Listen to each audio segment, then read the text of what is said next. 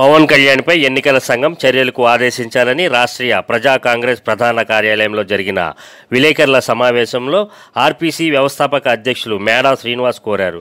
గాజు గ్లాస్ గుర్తు ఎన్నికల సంఘం ఫ్రీ సింబల్స్ జాబితాలోకి ప్రకటించినప్పటికీ పవన్ కళ్యాణ్ తన పార్టీ గుర్తుగా ప్రకటించుకుంటున్న వైనం ఎన్నికల మోడల్ కోడ్ ఆఫ్ కాండక్ట్కి విరుద్ధమని, నిబంధనలను విస్మరించే రాజకీయ పార్టీలు ఎవరైనా చట్టం ముందు సమానులుగానే ఎన్నికల సంఘం భావించాలని, గాజు గ్లాస్ గుర్తు జనసేన పార్టీకి ఇవ్వరాదని, ఆ గుర్తు నిబంధనల మేరకు రాష్ట్రీయ ప్రజా కాంగ్రెస్ పార్టీకి ఇవ్వాలని డిమాండ్ చేశారు.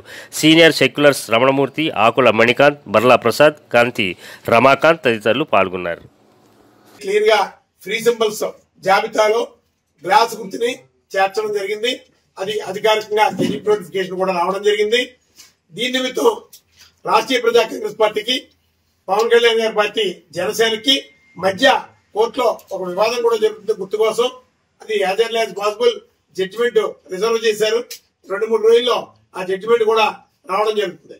ఇంత ప్రక్రియ జరుగుతుండగా మరి ఏ నియమాతం అయినా నరేంద్ర మోడీ గారి సపోర్ట్ ఉంటే సరిపోతుంది, ఎన్నికల సంఘం మౌనంగా ఉంటే సరిపోతుంది అని ఆత్మవిశ్వాసంతో ఆయన ఊరువాడ గాజు గ్లాస్ గుర్తుని ప్రచారం చేసుకోవడం అనేది ఇది చట్ట వ్యతిరేకం అని చెప్పి రాష్ట్రీయ ప్రజా కాంగ్రెస్ పార్టీ తెలియజేస్తుంది. అయినా 21 నియోజకవర్గాల్లో పోటీ చేస్తున్నట్టు వారికి వారు అంగీకరించారు.